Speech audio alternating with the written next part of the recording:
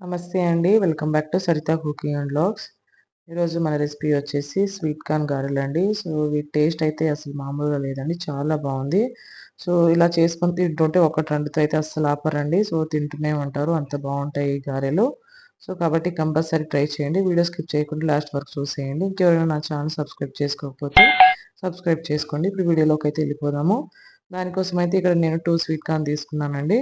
So, first మనం అంటే ఈజీగా ఒలుచుకోవాలంటే ఫస్ట్ అయితే ఈ విధంగా అంటే మధ్యలో ఇలా కట్ చేసుకొని 2 ముక్కలుగా చేసుకొని అయితే ఈ విధంగా తీస్తే మనకు మంచిగా వచ్చేస్తదండి. సో, ఇక్కడొచ్చేసి మరీ లేతది కాకుండా ఇలా కొంచెం గట్టిదే తీసుకోండి. అప్పుడే ఈ గారెలకి టేస్ట్ అనేది బావుంటది. సో, అంటే మరీ లేతది తీసుకోవడం వల్ల మనకు అంటే మిక్సీ చేసేటప్పుడు కూడా చాలా మెత్తగా అయిపోయి పిండి అంటే వేరే పిండి ఎక్స్‌ట్రా పడతది కాబట్టి ఇలా కొంచెం గట్టిగున్నదే తీసుకోవాలి. తర్వాత మిక్సీ జార్‌లోకి ఒక 2, 3 పచ్చిమిర్చి, ఒక 2, 3 ఎండుమిర్చి అలానే కొంచెం అంటే అల్లం ముక్క వేసుకొనైతే ఒకసారి ఫస్ట్ అంటే మిక్సీ ఏసుకోవాలి. తర్వాత ఇందులోకి మనం ఇలా స్వీట్ కార్న్ ఏసుకొని, కొంచెం సాల్ట్ వేసుకొని ఒకటేసారి అంటే కంటిన్యూ‌గా కాకుండా పల్స్ విస్ అయితే ఇలా కొంచెం కచ్చా పచ్చా టైప్ అయితే మిక్సీ ఏసుకోవాలండి. సో, ఇలా చేసుకుంటేనే మనకు తినేటప్పుడు కూడా అవి తగులుతూ ఉంటే బావుంటది. మరి మెత్తగా చేసేసినా అంత టేస్ట్ అనిపియదండి. సో, కాబట్టి కంటిన్యూ కాకుండా కొంచెం పల్స్ ఇస్తూ మిక్సీ ఏసుకోండి.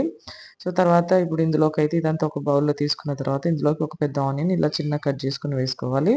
కొంచెం కరివేపాకు, అలానే కొంచెం కొత్తిమీర ఇలా సన్నగా తరిగి మాత్రం వేసుకోవాలి. కొద్దిగా జీలకర్ర గూడా వేసుకోవాలి.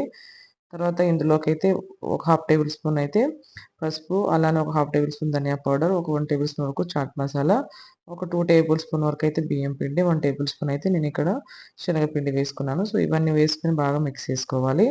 సో, అంటే కొందరికి మనం అంటే స్వీట్ కార్న్ మిక్సీ చేసేటప్పుడు లూజ్ అయిపోతది గాబట్టి సో, ఎక్కువ పిండి పట్టే ఛాన్స్ ఉంటదండి. సో, నేను 1 టేబుల్ స్పూన్ వేసాను. మీరు అంత ఏస్తే మీకు ఇంకా లూజ్ ఉంటది.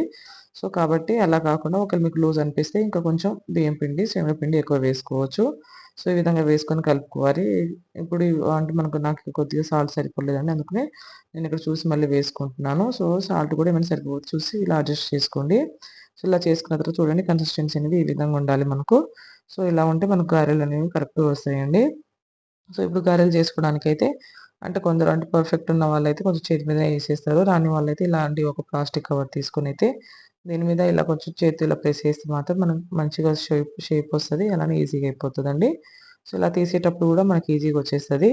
సో, ఈ విధంగా ఇలా ఫింగర్స్‌తో ఈ విధంగా అయితే ప్రెస్ చేసుకోవాలి. లైట్‌గా ప్రెస్ చేసేసి మధ్యలో ఈ విధంగా అయితే హోల్ పెట్టుకోవాలండి. సో, ఇలా పెట్టుకుంటే గారెలనేది మనకు అటు పర్ఫెక్ట్‌గా వస్తాయి. సో, ఇలా చేసుకున్న తర్వాత ముందే మనం ఆయిల్ పెట్టేసి హీట్ అవుతూ ఉంటది. సో, ఆయిల్ హీట్ అయిపోయిన తర్వాత మీడియం ఫ్లేమ్‌లో అడ్జస్ట్ చేసుకొని ఈ విధంగా వేసుకోవాలి. సో, ఇలా ఒక్కొక్కటి అంటే మన ఆయిల్‌లో ఎన్ని పడితే అన్ని వేసుకోవాలండి. సో, ఒకటేసారి ఎక్కువ వేసేసినా గూడా అవి సరిగ్గా ఫ్రై అవ్వవు. సో, మళ్ళీ ఒకదానికొకటి అతుక్కుపోతాయి కాబట్టి ఇలా ఫ్రీగా ఉండేటట్టు చూసుకొని ఒక 3 ఆర్ 4 అంటే మీ గిన్నెలో ఎన్ని పడితే అన్ని వేసుకోండి. సో, ఇలా వేసుకున్న తర్వాత ఒక సైడ్ ఫ్రై అయిపోయిన తర్వాత ఇంకో సైడ్‌కైతే ఈ విధంగా టర్న్ చేసుకోవాలండి. సో, ఇలా టర్న్ చేసుకొని ఈవెన్‌గా అయితే మంచిగా ఫ్రై చేసుకోవాలి. ఇలా గోల్డెన్ బ్రౌన్ కలర్ వచ్చే వరకైతే ఫ్రై చేసుకోవాలి. సో, ఇలా చేసుకుంటే మనకు టేస్ట్ అనేది చాలా బావుంటది. అలానే చాలా క్రిస్పీగా వస్తాయండి గారెలు. సో, కాబట్టి ఈ ప్రాసెస్‌లో కంపల్సరీ ట్రై చేయండి. సో, ఈ విధంగా చేసుకొని వేడి వేడిగా సర్వ్ చేసుకొని తింటే అసలు ఒకటంటే నిజంగా చెప్తున్నా అస్సలు ఆపరు. అలా తినుకుంటూ పోతూనే ఉంటారండి. సో, ఏమైనా స్పెషల్ ఉన్నప్పుడు గానీ, లేకపోతే ఇంట్లో స్వీట్ కార్న్ ఉన్నప్పుడు గానీ కంపల్సరీ ట్రై చేయండి. సో, ట్రై చేసి మీకెలా వచ్చింది మీ ఫీడ్‌బ్యాక్‌నైతే నాతో షేర్ చేసుకోండి. అలానే వీడియో నచ్చితే కంపల్సరీ లైక్ చేయండి. మీ ఫ్రెండ్స్‌కి, రిలేటివ్స్‌కి అందరికీ షేర్ చేయండి.